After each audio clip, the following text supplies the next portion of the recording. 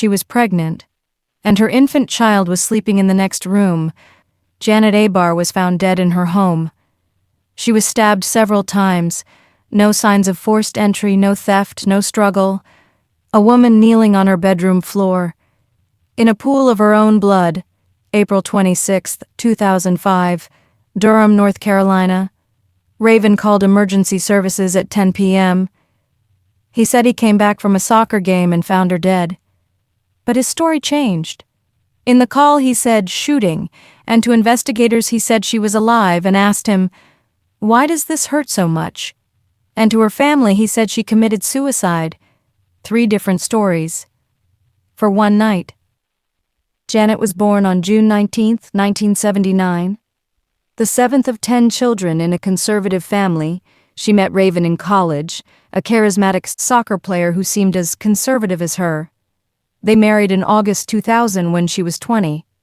They moved to Durham to work for a sports company. In 2003, Raven confessed to multiple affairs, one with a minor. The news devastated her. They separated briefly, then she gave him another chance. December 2004, Raven was arrested for stealing merchandise and selling it online under a fake name. Tracking the shipments led to him. He was fired immediately, and Janet had to resign. The sentence? 2 years probation and $110,000 in restitution. The family drowned in debt, yet Raven took out a life insurance policy on her for $500,000. Janet was pregnant with their second child at the time. She started complaining about his verbal abuse, his outbursts, and his aggression toward her friends. She was torn between her faith in marriage and the reality of infidelity and violence. On the evening of April 26th, Raven left at 8:30 for a game in Morrisville. Before leaving, he locked their 2 dogs in the shed, the dogs that usually slept inside the house and made Janet feel safe. He said she was getting ready for bed when he left. 10 p.m. His call to 911, "My wife has been shot." But when police arrived, she was found stabbed. 3 deep stabs in the left arm, defensive wounds. 2 fatal stabs to the chest and neck that severed an artery and punctured a lung. The scene was puzzling. No break-in, no struggle, no theft. What was missing? Raven's laptop and several knives from the kitchen. A bloody shoe print and a fingerprint were found that didn't match him, which made the case even more mysterious. His call revealed contradictions. He said shooting when she was stabbed. He claimed he found her alive and she asked him about the pain. He didn't request an ambulance for her in the call. Days later, he moved to Utah with his son Kaiden. He tried to claim the insurance before the funeral.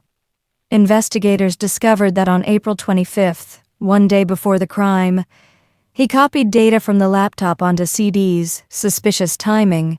Janet's sister later handed the CDs over to the police. Witnesses confirmed his attendance at the game, which gave him a strong alibi, but it created contradictions in the timeline of death. Months passed, and the evidence dwindled. No direct evidence, the shoe and fingerprints didn't match him, and the alibi protected him. The case went cold. Late 2009, Detective Charles Soule took over the file.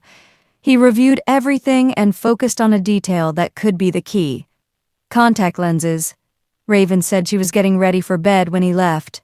If true, she would have removed her contacts. Soule theorized. If the contacts were still in her eyes at death, he was lying.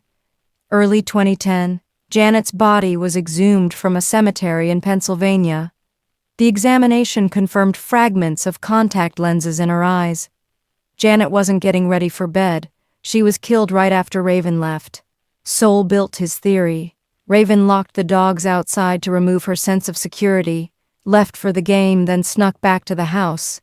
Janet opened the door for him because she knew him and didn't expect danger. He killed her, then went to the game to establish his presence, and returned afterward and called 911. This explains the absence of forced entry and screaming, and the alibi that seemed strong. On February 1, 2010, Raven Aparo was arrested in Idaho on first-degree murder charges. In April 2013, the trial began. 5 weeks of testimonies and evidence with more than 80 witnesses called. Janet's friends spoke about her fear of him and his verbal abuse, and other women about his manipulation and control. The prosecution relied on circumstantial evidence. The absence of forced entry meant she knew who entered. A $500,000 insurance policy amid the debts. The quick move to Utah, copying the laptop data before the crime. And most importantly, the contact lenses that exposed his lie.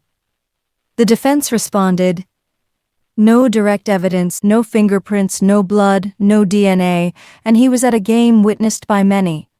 They questioned the testimonies, trying to create reasonable doubt in the jurors' minds.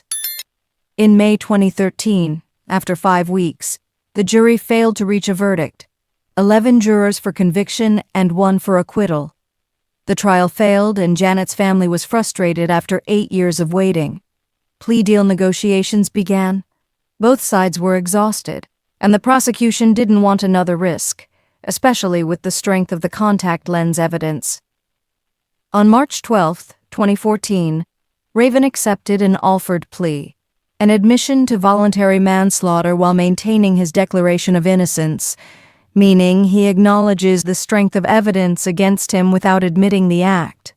The sentence: 8 to 10 years, with 4 already served deducted. On December 25, 2017, Raven was released from prison and moved to Utah for a fresh start. But Janet's family felt justice wasn't served. 8 years for her life and the life of her unborn child seemed too little. They turned her tragedy into a humanitarian message and became advocates for domestic violence victims. Her case entered police training programs to raise awareness about early warning signs. Janet's legacy transcended her tragedy and became a means to protect other women. But the question remains, is Raven truly guilty? Many believe so. His history before the crime reveals a clear picture: infidelities, a relationship with a minor, fraud, lies, a suspicious insurance policy, and contact lenses that proved his lie. His second marriage showed the same pattern: control, manipulation, and isolation. But there's no direct evidence, no fingerprint, no weapon, no DNA, and the alibi still stands. Raven Aparo walked free on Christmas Day. He served only 8 years for killing his pregnant wife. Janet was buried twice, once after her murder, and again when they exhumed her body to prove he lied. Her contact lenses told a truth he tried to hide. Was justice served? Drop your answer in the comments below. If cases like this matter to you, hit that subscribe button.